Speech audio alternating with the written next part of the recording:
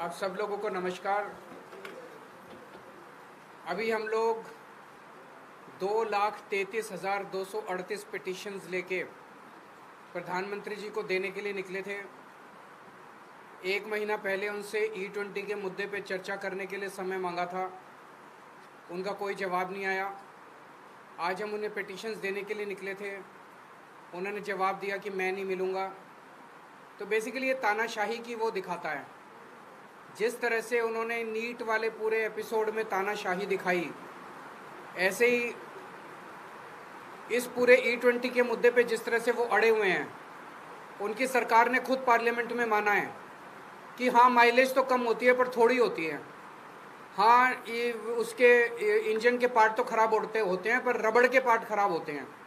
तो भाई, जब इंजन के पार्ट भी ख़राब होते हैं, माइलेज भी ख़राब होती है, तो फिर क्यों ज़बरदस्ती कर रखी है? तो देखने में पता चलता है ज़बरदस्ती इसलिए कर रखी है कि ट्रंप वो मोदी जी के सर पे बैठा है। ट्रंप इनको इतना दबाव डाल रहा है कि मोदी जी की हिम्मत नहीं है ट्रंप के सामने ना कहने की। ट्रंप जो है वो ज़बरदस्ती कर रहा है कि अमेरिका से इथेनॉल खरीद के भारत में बेचो, इसलिए ये पूरा E20 आया हुआ है।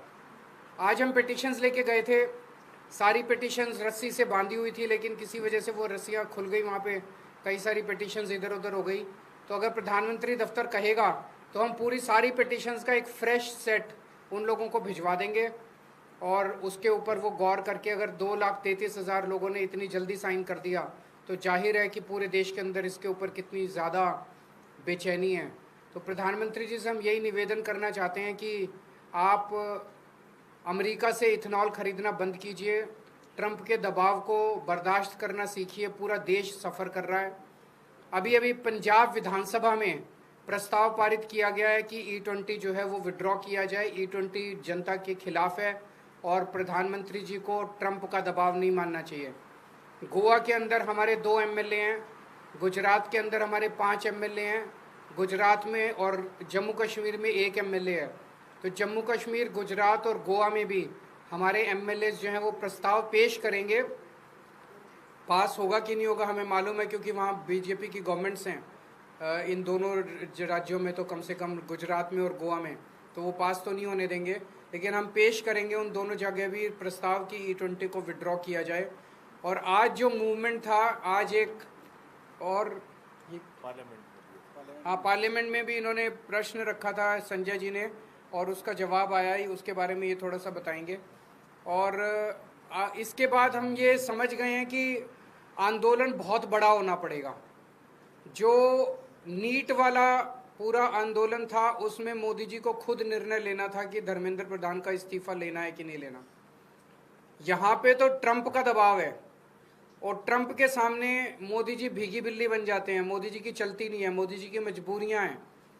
तो अगर जनता को E20 से निस्तारा चाहिए, E20 से छुटकारा चाहिए, तो जनता को सड़कों पे उतरना पड़ेगा और बहुत बड़े स्केल पे उतरना पड़ेगा।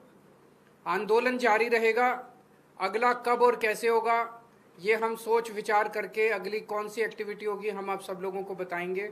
लेकिन आज जो 100 लोग आए, जिन लोगों ने, जो विक्टिम्स थे, उन लोगों ने हिम्मत की। आज के दौर में हिम्मत करनी बड़ी मुश्किल है।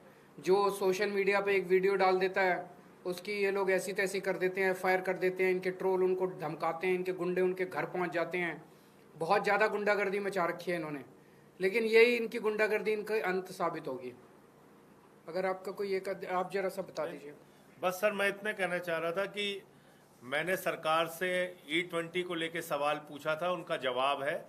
इसकी कॉपी आप लोगों को शेयर कर देंगे और इससे आपको स्पष्ट हो जाएगा कि सरकार जबरदस्ती आपके ऊपर एथेनॉल थोपना चाहती है, और कारण बिल्कुल साफ जो केजरीवाल साहब ने कहा कि ट्रंप की गुलामी करना है। उनके दबाव में सरकार को ये निर्णय लेना ही लेना है उनका कूड़ा खरीदने का। और ये जो 2 आर्ग्यूमेंट देते हैं, पहले कहते थे माइलेज कम नहीं होती, अब मान लिया माइलेज होती है जी कम, 6 से 9% होती है। पहले कहते थे इंजन खराब नहीं होता, अब कहते हैं नहीं, रबड़ के कंपोनेंट तो खराब होते हैं। अब कहते हैं फॉरेन एक्सचेंज बचता है। जब तुम इथेनॉल खरीदोगे USA से $2.5 बिलियन खर्चा करोगे तो फॉरेन एक्सचेंज कहाँ से बचेगा? फॉरेन एक्सचेंज तो ज़्यादा खर्च हो रहा है। फिर कहते थे देश के किसानों को फायदा हो रहा है। किसानों को तो अमेरिका के किसानों को फायदा हो रहा है। ट्रंप अपने किसानों को बचाने के लिए इथेनॉल जबरदस्ती कर रहा है।